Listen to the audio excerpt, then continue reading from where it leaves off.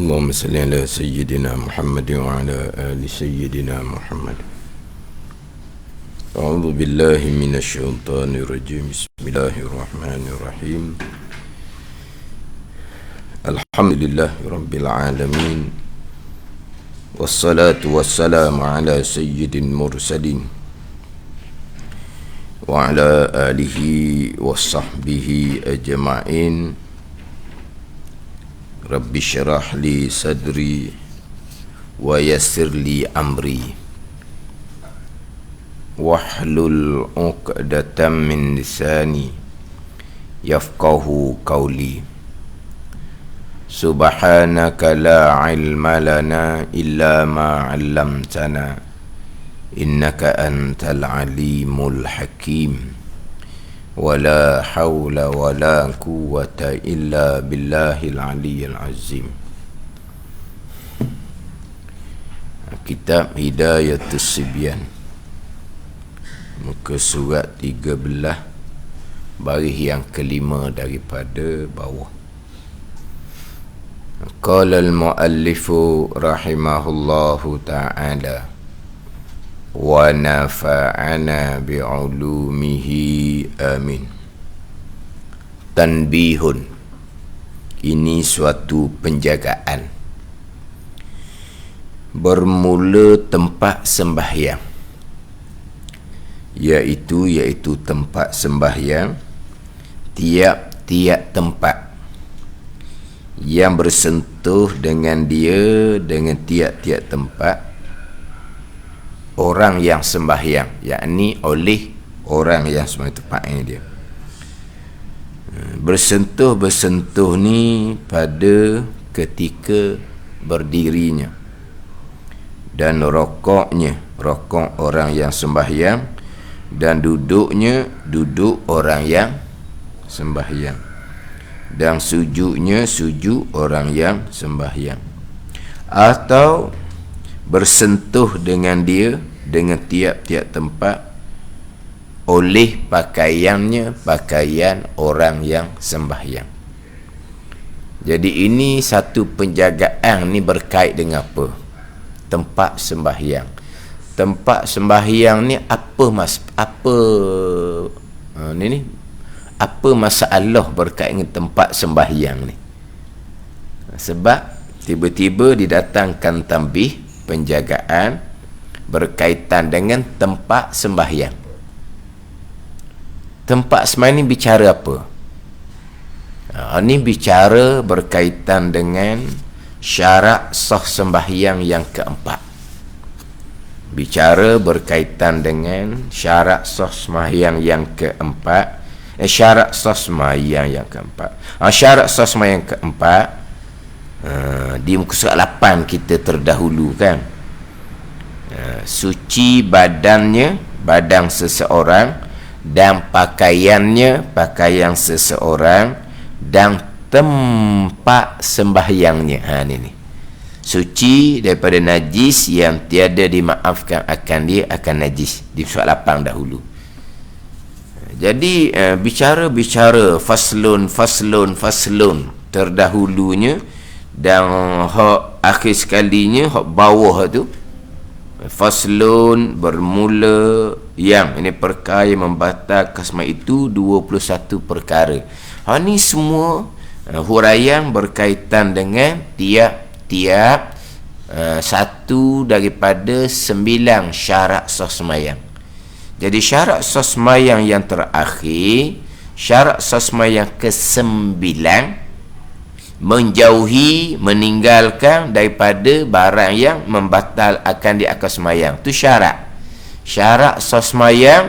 Makna apa ni? Jangan buat perkara yang membatalkan sembahyang. Jadi di bawah tu bermula yang membatalkan sembahyang itu 21 perkara. Nak bicara syarat sah sembahyang yang ke-9.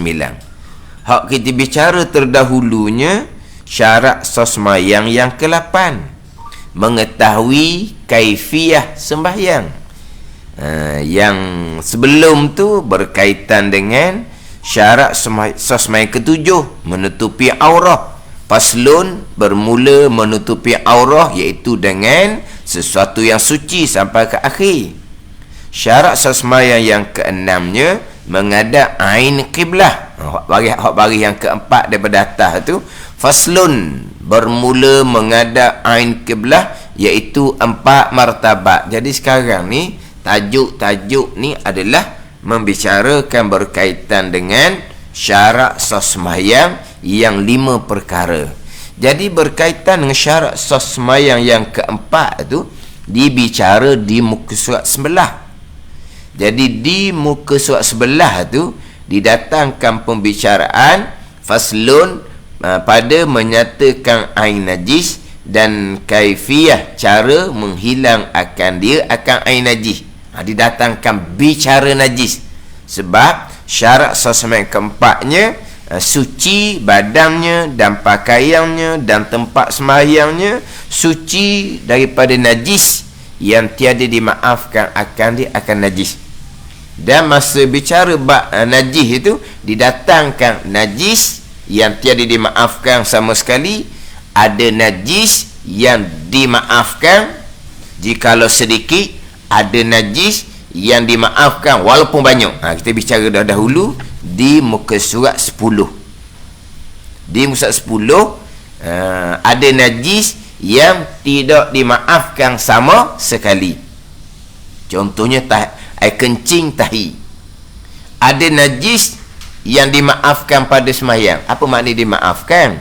Makna najis tu najis lah, tapi sembahyang tak batal. Itu dimaafkan. Ada ni najis yang tiada dimaafkan pada sembahyang, kena najis ni gak putih lah. Tengah-tengah sembahyang cicak berok, dia reting molek kena atas kopiah kita ke baju kita ke, hak tu najis yang tiada dimaafkan. Tak sedap mikir dah lah, putih lah sembahyang, batal dah. Ada najis memang najis lah, tetapi dimaafkan. Mana dia maafkan? Sembahyang tak batal. Najis, tapi najis yang dimaafkan ni ada sedikit, maaf lah. Kalau banyak putih sembahyang. Ada najis ni dimaafkan walaupun banyak mana sekalipun. Kalau kita kata walaupun berjeruk sekalipun. Mana najis yang dimaafkan jikalau sedikit? Contohnya terkena darah, tapi bukan darah kita, terkena darah ayam. Contohnya sembelih ayam, mengercik lah halus-halus je kena di kain kita. Najis tu memang najis lah darah, tapi tak banyak mana tu. Wajib tak basuh, sunat basuh. Tak basuh pun tak apa, terus sembahyang boleh je, tapi basuh lah dulu. Ni kita kalau tahu kita basuh, tak terperasan hak sembelih ayam tadi tu kena sedikit kain pelekat, sudah semua baru tengok, Allah, tak sedar ada darah ayam di kain pelekat tu, tapi tak banyak mana, sah sembahyang. Ataupun kita tengah sembahyang tiba-tiba berdarah hidung. Berdarah hidung ni biasanya panas tau. Kan dulu kan kita budak-budak kan biasa jumpa orang berdarah hidung tau. Sekarang ni tak pernah tengok orang berdarah hidung tau. Dia kan darah tinggi dak ni. Darah tinggi apa budak-budak? Darah tinggi budak-budak.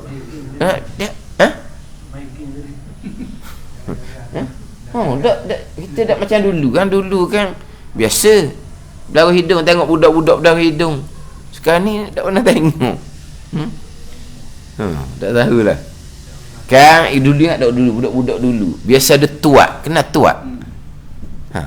Ada budak-budak ni tuat? Tak ada tau. Dok mati dengan sabung ke apa? Dengar hak tu lah, hak sabung tu, hak elang. Dah ada sungguh masa dulu budak-budak biasa je tuat. Mana budak-budak dulu tuat, kalau pecah jangan molek, darah tu akan tumbuh tuat lain. Dia kata gitu. Orang lain ni tuat tak kenal apa kali. Jadi kita tengah sembahyang ni tiba-tiba berdarah hidung. Tengok titik banyak mana kena baju. Setitik dua je, tak usah berhenti semayang. Sedikit dimaafkan, sedikit itu. Tapi kalau darah jadi keluar banyak tu, berhenti semayang. Sebab apa? Tak maaf dah. Mana apa? Batal dah semayang. Pada ni sedikit okey, tak apa. Mana setitik, sikit banyak daripada agama lah. Kalau setitik dua tu, sikit baru tu, tak usah berhenti semayang. Najis ke tak? Nak darah najis, tanya buat apa lagi dah darah. Tapi dimaafkan jikalau sedikit. Ada ni. Contoh kau biasa berlaku darah nyamuk lah. Kita duduk sedap dengan orang kuliah maghrib isyak tu kan, nyamuk ketik, kita pun katuk nyamuk, lekat darah di baju kita. Apa hukum darah tu, najis ke tak? Dah saya tanyalah bab darah ni, najis. Tapi sedikit je, dimaafkan pada semayang. Pacak tak? Pacak. Darah pacak sama tak dengan darah nyamuk? Nak tanya dulu. Dan nanti dulu nak faham dulu cakapan ni. Sama tak darah nyamuk ke darah pacak? Sama. Nanti dulu tak sahih gitu. Sama tak. Sekarang ni darah nyamuk sedikit dimaafkan. Darah pacak macam mana pula? Nak tanya dulu, darah nyamuk dengan darah pacak ni sama ke tak?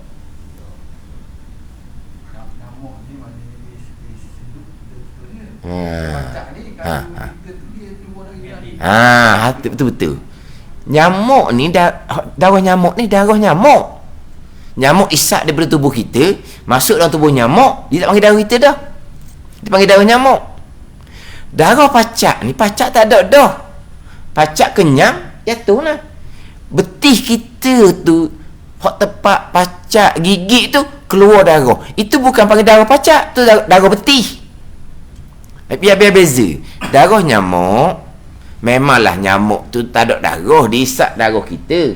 Tapi bila masuk dalam tubuh nyamuk, dia panggil darah nyamuk. Dan kita dia panggil darah ajnabi, darah asing, bukan darah kita. Tapi darah kita lah asalnya. Tapi bila masuk dalam tubuh nyamuk, dia panggil darah ajnabi. Macam darah ayam tu lah, contoh yang pertama tadi. Darah ajnabi, bukan darah kita. Darah ayam, darah nyamuk. Darah pacak dok. Pacak bila dia kenyang, dia jatuh. Darah kita, tu dia panggil darah kita, bukan darah ajnabi. Tu kena faham situ. Darah nyamuk, darah hak pecah daripada tubuh nyamuk. Darah pacak, darah yang keluar daripada betih kita, hak pacak gigi. Lain tu. Jadi kalau darah pacak, tak ada apa panggil darah pacak pun. Tapi biar kena faham dulu.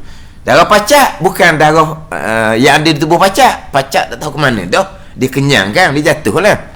Darah yang keluar betih kita, darah kita sendiri. Pada ni banyak mana pun dimaafkan. Gitu. Sejuk betih, tengok Allah. Kita balik kebun, kita cek dah. Cek sebelum mandi tu kan, cek takut kena pacak ke apa semua ke. Tak ada dah kena pacaknya kira-kira. Tengah-tengah semua tengok, maknanya di betih kita, dekat perekat kita, di sejadah kita, banyak tu kata jeruk sekalipun, beladung sekalipun, dimaafkan. Mana apa? Teruskan sembahyang, jangan berhenti. Tu najis yang dimaafkan jikalau banyak sekalipun. Hak darah ayam, darah nyamuk, dia panggil darah ajnabi, darah asing. Dimaafkan jikalau sedikit. Dah kenapa pula dengan darah hidung tu kalau sedikit je dimaafkan, banyak tidak dimaafkan? Walaupun darah hidung tu darah kita sendiri, tapi dia keluar daripada rongga. Berbeza dengan keluar daripada betih, tu bukan rongga, itu bekas pacak gigi.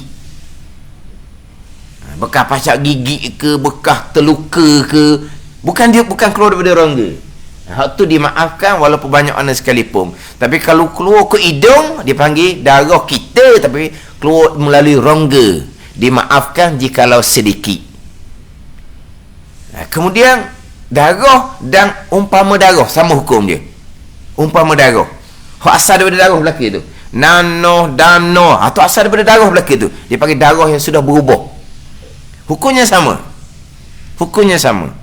Kalau nanoh, danoh tu hak kita sendiri, banyak mana pun dimaafkan, teruskan sembahyang. Pada ni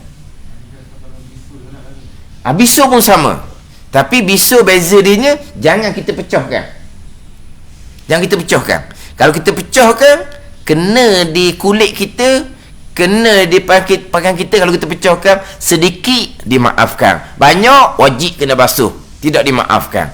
Tapi kalau dia pecah sendiri, dia panggil apa? Masuk. Pada? Tua, masuk dia panggil dah. Kan ingat dah dulu kan, kita bisu dulu ni kan, kita seduk dia pakai asap kan. Asap kita masuk dalam botol, kita bakar kertas, jadi botol tu penuh dengan asap. Kita ambil ujung botol tu, kita pun tekuk di bisu. Dia seduk slow-slow, jadi tak rasa sakit kan. Tahu tau? Tahu, ingat kau reban dah, tak tahu. Duk tengok macam tak tahu je. Duk tengok. Tahu lah. Bekan asap kau. Mungkin lah. Mana dia pakai asap. Jadi kalau kita cocok gitu bisu sakit. Kalau kita bubuh di ni botol tu, asap tu, jadi dia tak sedar. Hak tu kita yang pecahkan. Dimaafkan jika kalau sedikit. Tapi kalau dipecah sendiri, banyak mana sekalipun, najis tak suruh tanyalah. Darah, nanah, dana, air kumang ni najis belaka. Tapi kalau bisu tu dia pecah sendiri, dimaafkan walaupun banyak mana sekalipun. Ni contoh yang kita pecah sendiri, yang kita tak sedar. Dimaafkan jika kalau sedikit. Kita pecah ni jerawat, duk saja kita pun khutih panggil. Khutih darah. Berdarah. Nanah. Sedar tak? Di pipi ni kena darah nanah, najis. Di jari ni kena darah nanah, najis. Tak sedar, dia perabi. Tak ada. Tak ada. Lepas tu sampai masa semayang, pipi tak basuh, jari tak basuh. Pipi ada najis tu, jari ada najis tu. Sedikit je, dimaafkan. Ada ni.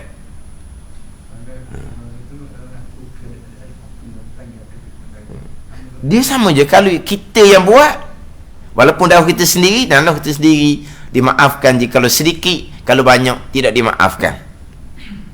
Maknanya hak ni sikit orang ni, tapi kita tak sedar. Tapi ingat baik, tangan tu najis. Sampai masa nak makan, basuh tangan. Tak basuh tangan, haram. Sebab kita makan bersekali dengan najis. Tadi saya semayang, najis, awak sedar tak najis jari awak tu, tapi dimaafkan sebab sedikit. Tapi nak makan haram selagi tak basuh tangan, sebab di jari tu ada najis. Jadi bicara dahulunya, mana najis yang tiada dimaafkan sama sekali, umpama tahi cicak. Najis yang dimaafkan jika kalau sedikit, tak ni darah, umpama darah ayam, darah nyamuk tadi. Dan najis yang dimaafkan walaupun banyak, darah, nanah, dana, hak kita sendiri. Tu bicara hak berkaitan dengan syarat sah sembahyang yang keempat. Tapi masa bicara berkaitan dengan najis tu, tidak dibicarakan berkaitan dengan tempat sembahyang. Suci badannya dan pakaiannya dan tempatnya tempat sembahyang, dan najis yang tiada dimaafkan akan dia. Tempat sembahyang ni hak mana? Adakah tempat sembahyang ni dengan makna satu sejadah? Kan satu sejadah tu kan? Tempat sembahyangnya hak mana? Kemudian kalau sebut kata badan hak mana yang kena suci? Hak zahir badan. Hak zahir hak mana? Hak batin hak mana? Kita kena kira pula tu. Tapi dalam kita ni tak bicaralah. Kita akan sentuhlah berkaitan dengan badan. Hak zahir hak mana? Hak batin hak mana? Hak batin tu hak dalam. Hak dalam, hak tu tak apalah. Kalau hak dalam pun tak boleh, tak boleh semayang kita. Dalam perut kita ada tahi. Badan ni dalam perut kita ada tahi. Hak tu dalam badan tu, ni badan kita, anggota badan kita tu batin. Batin tak masuk. Badan hak zahir. Mana hak zahir? Kita akan bicara. Kita bicara tempat dahulu. Tempat sembahyang, iaitu tempat sembahyang yang syaratnya suci daripada najis, yang tiada dimaafkan akan dia tu, iaitu tiap-tiap tempat yang bersentuh dengan dia, dengan tiap-tiap tempat orang yang semayang, yakni oleh orang semayang. Bersentuh mana ni? Pada ketika berdiri. Berdiri, sentuh di kaki lah. Dak luah mana kaki ni? Pada ni. Dak luah mana di kaki?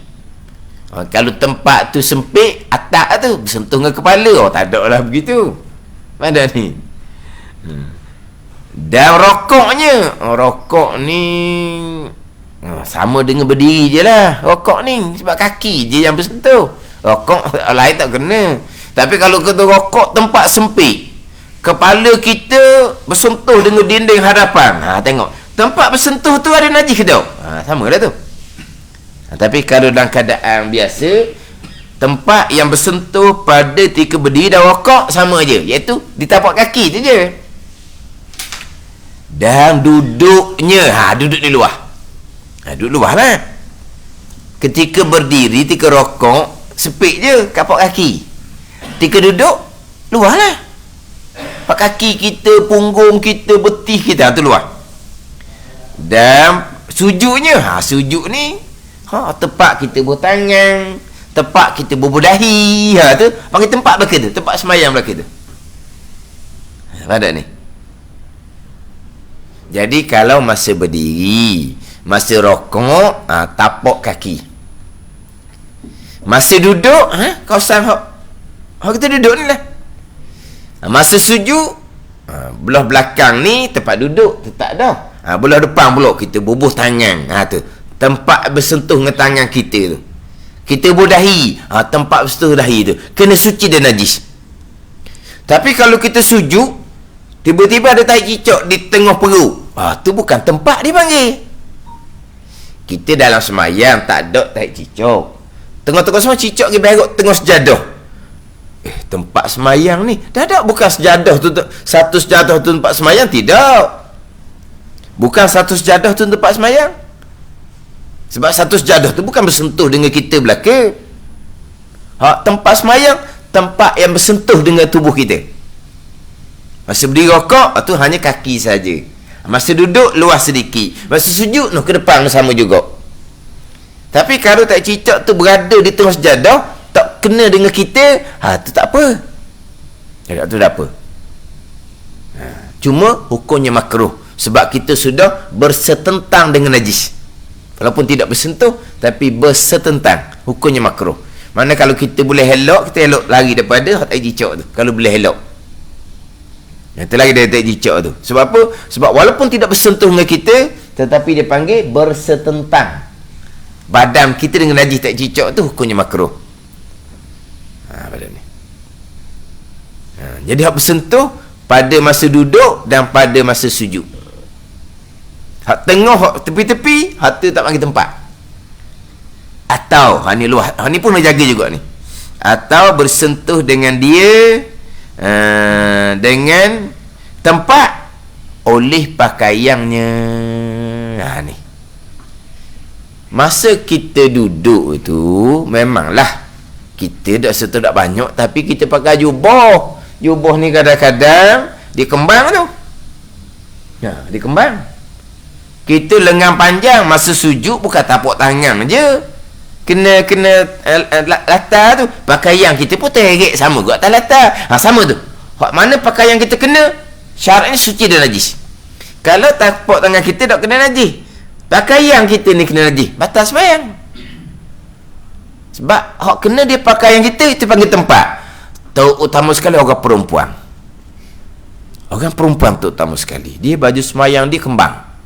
Baju semayang perempuan ni besar, kembang. Baju semayang dia tu sejadah kecil tak cukup je semayang dia tu. Masa dia sujud, perempuan kalau sejadah tu kecil, baju semayang dia akan jatuh ke latar, akan kembang ke latar. Kena pastikan. Jangan semayang tepi-tepi dinding. Tepi-tepi dinding ni kadang-kadang tak selamat daripada tai cicak. Tai cicak kering tak apalah. Tapi kalau masa sujud tu, baju semayang perempuan ni kembang. Jadi baju semayang ni kena tai cicak di tepi dinding tu, maka batal semayang. Lepas tu saya sebut tadi orang kata tak cicak tengah-tengah sejadah. Kita kalau lelaki tak apa. Orang perempuan kena jaga. Sebab apa? Kemungkinan baju semayang dia tu akan kena tak cicak di tengah sejadah. Kita orang lelaki kan. Kalau pakai baju hijabat ni seluar dengan baju duduk dalam seluar, tak ada kembang, tak ada apa-apa. Tapi kalau orang perempuan, kalau kata tak cicak di tengah sejadah tu kena jaga. Kena jaga supaya baju semayang tu tak akan kena tak cicak. Sebab pakaian yang kena ni dia panggil tempat semayang belakang. Mana kalau perempuan sejadah kecil tak cukup tempat semayang dia. Kalau sejadah besar tu mungkin okey ya. Sejadah besar tu. Kalau sejadah kecil tak. Baju semayang tetap akan jadi kembang keluar. Maka di luar tu kena pastikan suci daripada najis, sebab itu termasuk tempat sembahyang. Ni. Tempat yang bersentuh dengan pakaian dia. Masa sujud tu lah. Masa sujud memang orang perempuan dia pakai semayang dia agak terbuka. Mana kena pastikan sekitar tempat semayang tu tak ada najis, umpama tak cicak. Itu dipanggil tempat sembahyang. Orang lelaki mungkin tak banyak lah, pakaian pun tidak kembang. Mereka orang lelaki pakai jubah pun tak tu mana nak banding dengan orang perempuan. Baju semayang orang perempuan ni memang dia terbuka, dia kembang. Terbuka kembang tu lah. Kena pastikan pakaian tu tidak kena tempat yang ada najis, sebab itu bagi tempat sembahyang. Tu hak berkait dengan tempat sembahyang. Tempat yang bersentuh pada ketika berdiri, rokok, duduk dan sujud, itu tubuh kita, dan atau bersentuh oleh pakaian. Itu dipanggil tempat sembahyang. Kemudian kita nak masuk di bawah tu berkaitan dengan perkara membatal, sesuatu kita bicara minggu depan insya-Allah.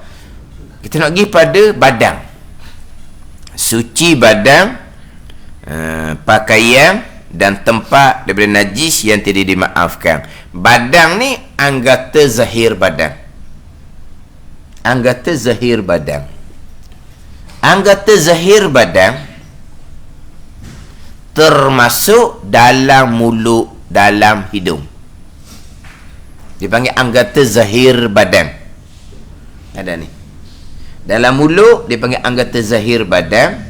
Dalam hidung dipanggil anggota zahir badan. Dalam bak najis. Dalam bak najis. Ni contoh. Dia termakan najis mughallazah. Tapi masa makan tu dia tidak menyentuh, dia pakai sudu. Faham tak ni? Dia pakai sudu. Jadi hanya kena yang mughallazah adalah dalam mulut dia sahaja. Tangan dia kena. Faham tak ni? Kalau dia tahu kemudian lah kita buat masalah. Tahu kemudian hak makan tadi tu najis mughallazah. Kita semayang dah. Semayang kita tidak sah sebab di badan kita ada najis mughallazah. Mana anggota zahir badan? Mana anggota zahir badan? Dalam mulut. Walaupun panggil dalam, batin dia panggil. Tak ada. Dalam mulut dia panggil anggota zahir. Mana sebayang tu kena ulang balik. Dan dalam mulut tu dia kena berkomor dengan air biasa 6 kali, dan dia berkomor dengan air tanah sekali. Berkomor bukan telang, hanya berkomor sahaja. Suci mulut. Sebab dalam mulut dipanggil anggota zahir. Tapi najis mughallazah ni siapa ke dalam perut. Tekak dipanggil anggota batin. Tidak dibicarakan. Bukan kata nak kena minum air tanah, kencing keluar air tanah. Dah. Hanya dalam mulut saja wajib disucikan dari najis. Sebab dalam mulut dihukumkan anggota zahir. Dalam mulut dihukumkan anggota zahir. Ada ni. Dan anggota zahir juga ni hak tempat kita istinja. Tempat kita istinja, manakah anggota zahir, manakah anggota batin? Anggota batin, anggota dalam. Tempat ni anggota badan hak zahirnya ketika kita istinja adalah halaqah dubur yang terbuka pada masa mencangkung atas dua kaki, itu dipanggil anggota zahir badan. Kalau perempuan pula ke melawang hadapan perempuan yang terbuka masa mencangkung atas dua kaki, itu anggota zahir badan yang wajib disucikan ketika istinja. Jadi maknanya, kalau qada hajah atas tandah yang duduk tu, atas tandah yang duduk, tanah tinggi tu kan, adakah terbuka tempat tersebut? Tidak terbuka. Macam mana masa istinja? Tu kan. Macam mana masa istinja? Dia ketika qada hajah disunatkan mencangkung atas dua kaki, bukan duduk seumpama tu. Mencangkung atas dua kaki, dia akan panggil apa? Akan lawah. Pandai lawah? Lawah ke lawas? Ke lawah? Lawah tu lah S ke H? Boleh belakang jangan gitu. Like FB ni. Like FB ni. Ni jabat ni boleh belakang S dengan H. Kita lawah faham lawah? No. S ada lawas. Lawas. Maksudnya bila mencangkung atas dua kaki, dia mudah keluar. Kalau kita duduk atas tandah tinggi tu, tu payah tu. Payah tu. Lepas tu nak duduk satu hal pula, peha siapa bubuh situ sebelum tu. Takut peha ada kurat, ada apa, berjakit pula orang. Tu ada orang dia naik berdiri atas tu, bergelecoh, jatuh. Jangan. Dah duk kampung ni hak tandah biasa gitu. Dia pergi bandar hak tinggi gitu. Dia duduk, dia kaki bubuh atas tu. Kaki bubuh atas tu, licin tu dak kena gaya. Jatuh. Pecah, boleh dia pecah pun tak tahu. Dia pecah. Dulu pelik tandah gitu. Tak ada dulu. Cuma tandah atas latar belakang dulu. Kemudian tu kesok kelakar orang darat GKA. Orang darat GKA ni melancong. Orang kampung kan naik bah GKA kan zaman-zaman dulu lah. Mana boleh pergi sendiri, zaman dulu tak ada duit. Rombongan lah naik bah GKA.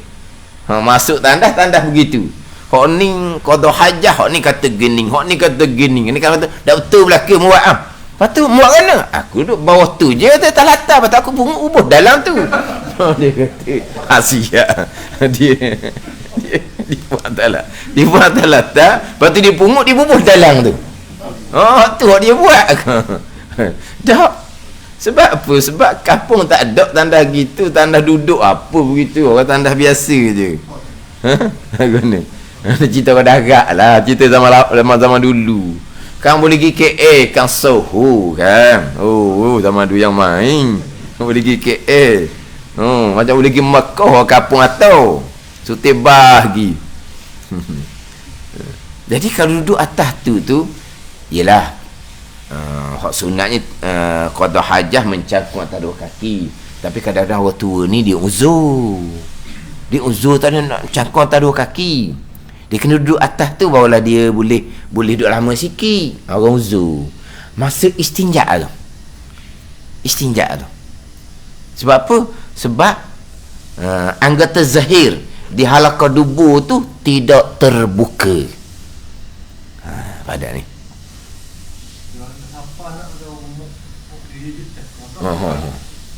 gemuk tak apa.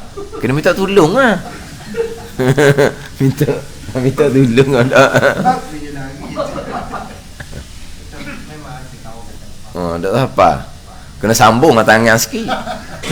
Tak apa. Mana tak kira macam mana pun. Tapi kalau duduk atas tu siapa ke tangan? Lagi tak siapa. Lepas tu pula bila duduk atas tu jadi dia punya daging punggung dia tu dah gemuk kan, banyak. Jadi lagi tutup. Nak basuh macam mana? Mana kalau boleh tahan mencangkut atas dua kaki, istinja atas latar lah. Kau boleh mencangkut atas dua kaki lah. Kau tak boleh, kau kena pakai masa istinja tu jari tengah yang digunakan. Kau istinja kan menggunakan jari tengah kan. Jari tengah tu jangan tunjuk kat orang. Tu gomoh balah ha. Tunjuk jari tengah tu tempat jari untuk istinja. Dia kena tu sikit lah. Dia kena tekan sikit lah jari tengah tu. Cuma kena ingat, kalau kita mencangkuk atas dua kaki, yang terbuka tu dia panggil anggota zahir. Senang kita istinja. Maknanya lepas daripada zahir tu dia panggil batin. Mana masa kita istinja, kita menggunakan jari tengah tu, tiba-tiba jari ni masuk setengah hong je. Semari setengah hong, faham tak setengah hong? Setengah hong je. Sikit je masuk jari ni. Dalam rongga dubur. Bulan Ramadan batal puasa. Itu bicara lain lah. Bicara masuk sesuatu ke dalam rongga. Mana rongga? Rongga dubur. Dia masuk ni hanya sehong je. Jari tengah dia ni. Batal puasa. Sebab yang zahirnya hanya yang terbuka tu saja. Kemudian dia panggil apa? Istirkha sedikit. Istirkha ni dia teran. Fush. Mana? Fush you know? Teran. Dia terang sikit. Lepas tu batin lalu dah. Dia jari dia terlebih. Jadi termasuk hanya satu hong saja jari tengah dia ni. Dalam rongga dubur. Kalau bulan Ramadan siang hari, puasa batal. Kalau termasuk. Tak apalah, hak tu kita mudah jaga sebab kita mencangkung atas dua kaki. Macam nak istinja hak duduk tu. Makna kita kena tekan sedikit jari tengah tu. Takut termasuk dalam rongga. Kalau siang hari bulan Ramadan, puasa batal. Kalau bukan bulan Ramadan, tak apalah. Kalau Ramadan kena beringat. Ada ni. Ni ada orang ajar salah. Dia ajar anak murid dia istinja korek dengan jari. Sebab dia kata di dalam tu masih lagi ada baki tahi. Dia suruh korek. Ada ajaran kita di Terengganu kita dahulu. Di dalam tu dia kata masih lagi ada baki tahi. Betul. Kalau nak kira baki tahi dalam rongga dubur tu, bukan masuk jari kata, masuk sampai kelengang dah perut tak ada tahi lagi. Tapi itu dia panggil anggota batin. Tak nak bicara anggota batin. Bukan kalau dia masuk jari ke bulan Ramadan batal puasa, ingat baik. Satu laginya, hak belajar salah ni, masa mandi wajib juga, mencangkuk antara dua kaki untuk meratakan air ke mandi wajib. Dia suruh masuk jari dalam rongga dubur. Hak tu bukan belaka tu. Itu batin. Kita ni istinja nak menyucikan dari najis di anggota zahir. Mana anggota zahir? Halaqah dubur yang terbuka pada masa mencangkung atas dua kaki, itu panggil anggota zahir. Jadi mana kalau istinja tu macam duduk atas tandas tinggi tu, hak tu kena jaga-jaga tu. Takut tak bersih sekalian anggota zahir. Tapi ini biasalah. Biasa kita istinja mak ayah kita orang uzur. Memang kok mana pun kita kena letak atas tu. Sudah dah kita yang istinjakan. Bila kita yang istinjakan, ataupun kadang-kadang kita pegang tangan mak ayah kita uzur tu, kita gunakan tangan dia. Dia istinja, kita yang tu. Tapi oleh kerana dia duduk atas tu, tak jadi. Ada ni. Jadi kadang-kadang kita sudah dah apa semua bubuh atas lembek, kita nak semayang, kita pakai pamper dulu. Nanti nak semayang. Kadang-kadang ada lagi kuning atas pamper. Tak habis tu masa istinja. Pada ni. Sebab dia tertutup engkau oleh kerana duduk atas tanda tinggi tu kan. Mana padahal tuan diri sendiri yang buat. Mana pegang tangan dia buat, mana dia buat sendiri. Tapi oleh kerana tenaga dia tak ada, maka dia tak boleh nak mengkuatkan tangan dia nak bersih di dalam tu. Nyata tak bersih bila kita pakai pamper, di pamper tu ada kuning. Makna tahi dah habis. Tak suci. Kita nak semayang ni macam mana ni? Inilah kalau butuh lah jumpa seumpama ni, takkan kita nak angkat pergi bilik air pula. Kita pun sakit. Orang tua kita pun sakit. Ada gemari-gemari tu kita pun sakit, dia pun sakit. Lepas tu macam mana tu najis tak habis kan? Tak apalah, pakai mazhab Maliki, najis yang ada tu tidak membatalkan semayang. Hanya sunat saja bersih dia najis. Itu kalau butuh lah. Takkan kita nak angkat pergi bilik air apa semua pula. Bukan mudah nak bersihkan najis di dalam tu. Ini kalau berutuk kadang-kadang kesempitan, kesukaran, kepayahan. Tak apalah pakai mazhab Malik kalau berlaku seumpama tu. Nak ceritanya terkadang tak bersih. Tak bersih. Sebab apa? Sebab dia tertutup. Bila istinja atas, tandas tinggi tu. Lepas tu kata kalau boleh turun ke bawah, istinja di bawah. Mencangkung atas dua kaki. Barulah boleh bersih molek. Lepas tu kata kalau gemuk, tangan tak sapa tu, kita tuah lah kat mana-mana pun. Kut depan tak boleh, kut belakang ke, kut tu. Kut belakang tak boleh ke? Kut belakang lagi tak sapa. Kau mana? Cara mana? Ambil beru. Ikut ambil beru tak beru pun. Ambil beru tak beru lagi. Tanya orang ni, kalau dia tanya tu gemuk, masalah sendiri. Dia orang tanya tak gemuk, tanya orang. Kira lah macam mana pun. Janji bersih je. Tapi maknanya mana ke anggota zahir yang wajib disucikan dari najis? Kalau halaqah dubur yang terbuka pada masa mencangkung atas dua kaki dipanggil anggota zahir yang wajib disucikan. Kita ada masa sikit lagi. Kita nak pergi pada masalah mandi wajib. Kan kita mandi wajib kan, rukun mandi wajib meratakan air pada sekalian badan. Manakah badan yang wajib diratakan air? Anggota zahir badan juga, macam hak najis. Anggota zahir badan juga. Najis, suci, anggota zahir badan. Mandi wajib, rukun dia meratai air di anggota zahir badan. Kalau tadi saya bicara dalam mulut dipanggil anggota zahir dalam bab najis, tapi ketika mandi wajib dipanggil anggota batin. Kita mandi wajib ni, kita berkumur sunat saja.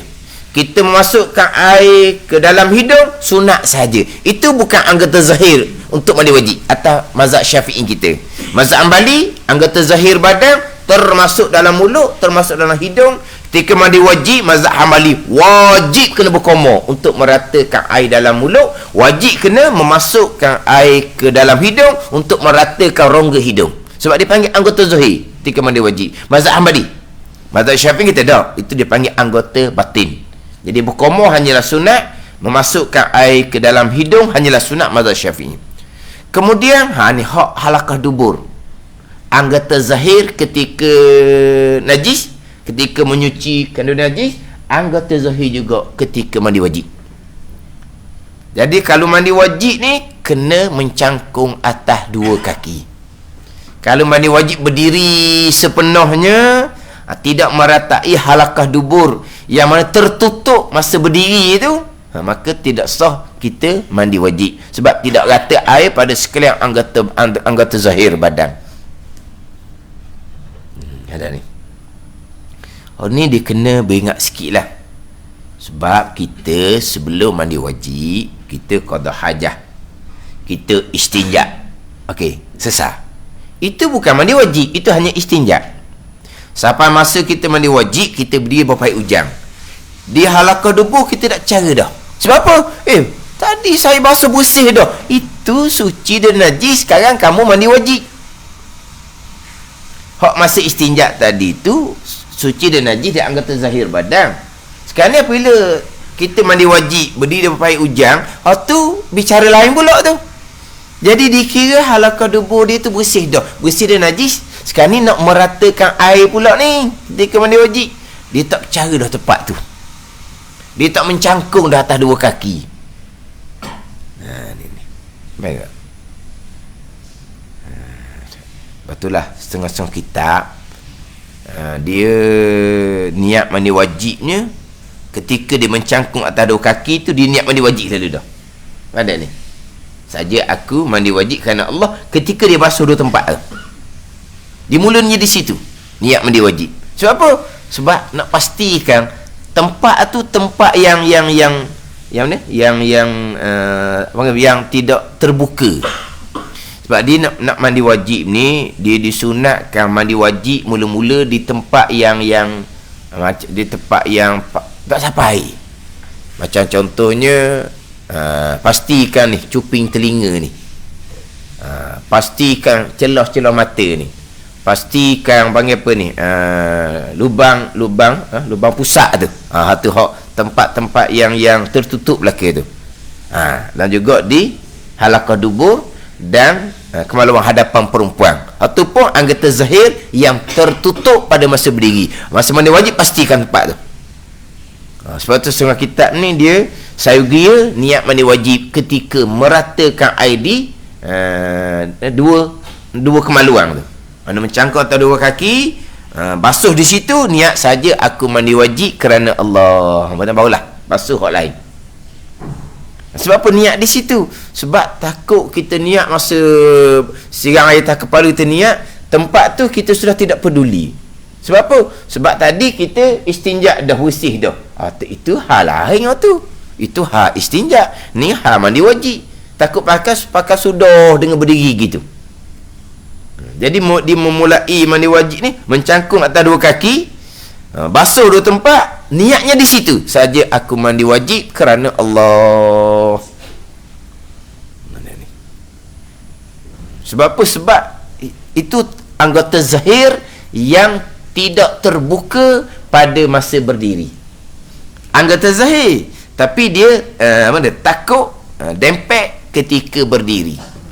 Mana kalau berdiri tanpa mencangkung atas dua kaki, mandi wajibnya tidak cukup rukun meratai air pada sekalian anggota zahir badan. Dipanggil anggota zahir tu. Ada ni. Dan juga termasuk anggota zahir badan di bawah kulfah. Kulfah, tahu kulfah? Kulfah ni kulit kulub tu. Itu dipanggil anggota zahir. Zahir macam mana di dalam? Sebab kulit tu dalam mazhab Syafi'i tu wajib dikhitankan. Maka di dalam tu hukum zahir. Di dalam tu hukum zahir. Ada ni. Tak apalah, kita tak ada masalah. Macam mana kalau yang meninggal tu kanak-kanak yang belum berkhitan?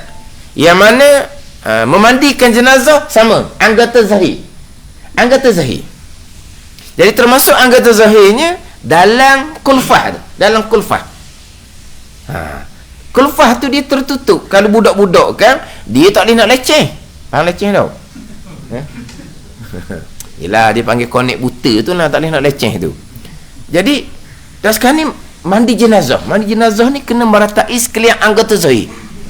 Wajib meratai sekalian. Tapi dalam kulit kemaluan budak yang meninggal ni tak boleh nak buka. Macam mana?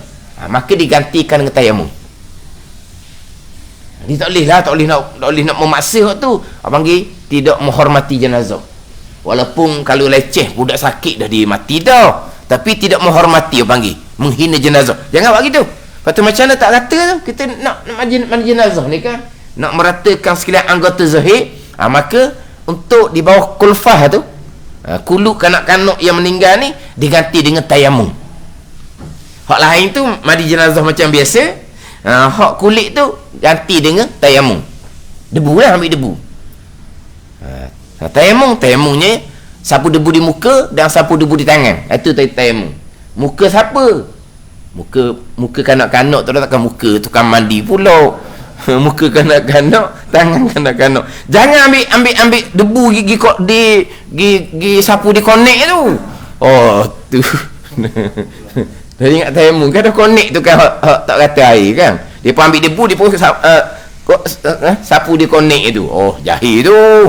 Tayamum, sapu debu di muka dan dua tangan untuk di bawah kulfah yang tak kata air ketika mandi jenazah. Diganti dengan tayamum. Sebab apa? Sebab di dalam kulfah tu dia panggil anggota zahir. Walaupun kita nampak dia dalam, memang duduk dalam, tapi kulfah, kulub tu dia kena khitan tu. Jadi hukum zahir juga dalam tu. Walaupun panggil dalam, dah tak hukum zahir. Pada ni dia panggil hukum zahir. Sebab dia kena buang kulit tu. Ada persoalan timbul ni kalau yang meninggal tu kanak-kanak lelaki yang belum berkhitan. Nak memandikan jenazah sama dengan mandi wajib lah. Dia wajib meratakan air pada sekalian anggota zahir badan kanak-kanak ni. Jadi termasuk anggota zahir badan dalam kulfah tu. Tidak terbuka, air tidak boleh meratai, wajib ganti dengan tayamum untuk kulfah, bawah kulfah tu. Hal lain macam biasalah mandi jenazah, meratakan sekalian anggota zahir. Bila Selesailah bicara berkaitan dengan anggota zahir ketika menyucikan daripada najis, dan kita tambah dengan anggota zahir ketika mandi wajib. Faslun, bermula yang membatalkan akad sembahyang itu 21 perkara. Wallahu a'lam. Bismillahirrahmanirrahim. Alhamdulillahirabbil alamin, wassalatu wassalamu ala sayyidil mursalin wa ala alihi wa sahbihi ajma'in. Allahumma ftah alaina futuhal arifin, Allahumma allimna ilma akadamin, wa fahimna famasabikin, warzuqna ruqat talibin. Allahumma zidna ilma wa alhiqna bis salihin. Wa sallallahu ala sayyidina Muhammadin wa ala alihi wa sahbihi wa sallam. Walhamdulillahirabbil alamin.